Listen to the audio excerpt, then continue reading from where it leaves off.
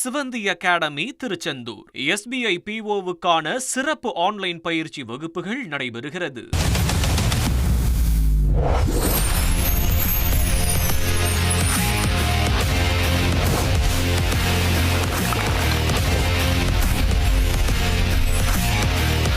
வித்யா, சமீப நாட்களில் நம்ம செய்திகளில் என்ன மாதிரி பார்க்குறோன்னா, தவளைக்கும் கல்யாணம், கழுதைக்கும் கல்யாணம், ஆன்மாவுக்கும் இன்னொரு ஆன்மாவுக்கும் கல்யாணம், இந்த மாதிரி விசித்திரமான நியூஸ் எல்லாம் பார்க்குறோம் இல்லையா?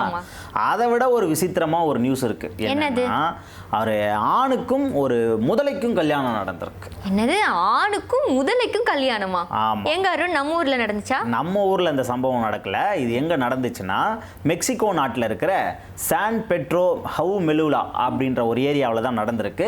அந்த நகரத்தில் இருக்கக்கூடிய மேயருக்கும், அதாவது மேயர் வந்து விக்டர் அப்படிங்கிறவர், அவருக்கும் ஒரு பெண் முதலைக்கும் திருமணம் நடந்திருக்கு. ஏன் அருண் இப்படி பண்றாங்க? அதாவது இன்னைக்கு நேற்று இந்த விஷயத்தை பண்ணல, கிட்டத்தட்ட 230 வருஷமா இந்த விஷயத்தை வந்து பண்ணிக்கிட்டு இருக்காங்களாம். இதை வந்து பாரம்பரியமா ஒரு சடங்கு மாதிரி பண்றாங்களாம். வருஷம் இந்த முதல கல்யாணம் வந்து நடந்துருமா, வெகு விமர்சையா பண்ணுவாங்களாம்.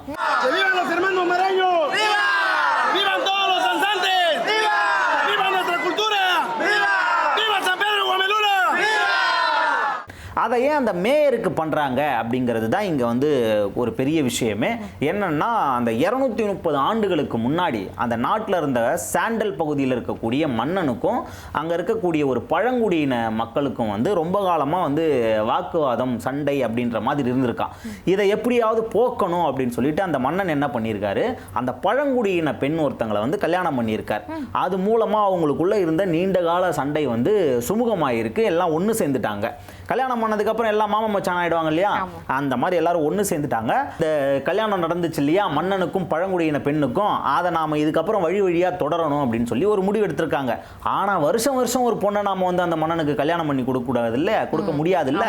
அதுக்காக யோசிச்சவங்க என்ன பண்ணிருக்காங்கன்னா, அந்த பழங்குடியினத்தோட அடையாளம் அப்படின்னா முதலையா. ஸோ அதனால நம்ம அந்த மன்னனுக்கு வந்து ஒரு முதலையை வந்து நாம பரிசா கொடுத்துடலாம் அப்படிங்கிறது தான் ஆரம்ப காலத்துல வழக்கமா தோன்றி இருக்கு.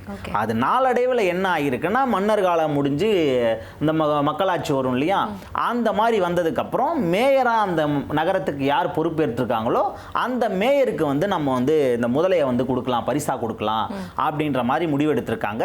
அது நாளடைவில் அப்படியே கல்யாணமா மாறி இருக்கு. மேயருக்கும் அந்த முதலைக்கும், அதுவும் ஒரு பெண் முதலையை தான் கொடுப்பாங்களாம்.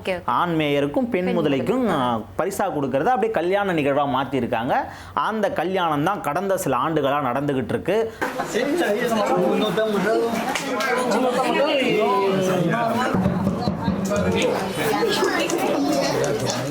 மேயர் அவர்கள் அந்த பெண் முதலைக்கு கல்யாணம் முடிஞ்ச கையோட முத்தம் கொடுக்கிறது தான் அதுல ஹைலைட்டான விஷயமே.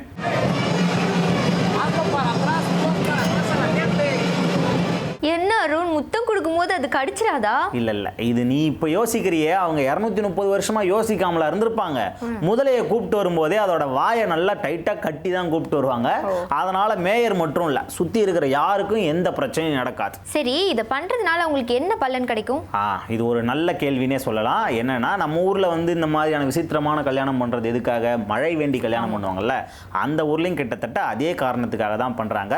அதாவது அந்த ஊர் நல்லா இருக்கணும், அந்த ஊரோட இயற்கை வளங்கள்லாம் நல்லா இருக்கணும், அறுவடை, வேளாண் அந்த மாதிரியான தொழில்கள்லாம் நல்லா இருக்கணும். அது மட்டும் இல்லாமல் மழை அப்பப்போ பெஞ்சுக்கிட்டே இருக்கணும், நாங்கள் ரொம்ப செழிப்பாக இருக்கணும் அப்படின்ற ஒரு காரணத்துக்காக தான் இதை வந்து இவங்க இத்தனை வருஷமாக பண்ணிக்கிட்டு இருக்காங்க.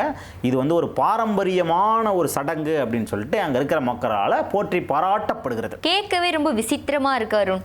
ஓகே மக்களே, மீண்டும் அடுத்த கண்டென்ட்டோட சந்திக்கலாம். அது வரைக்கும் டாடா பை சொல்லிக்கிறது நான் வித்யாகுமார். நான் உங்கள் அருண் பாண்டியன்.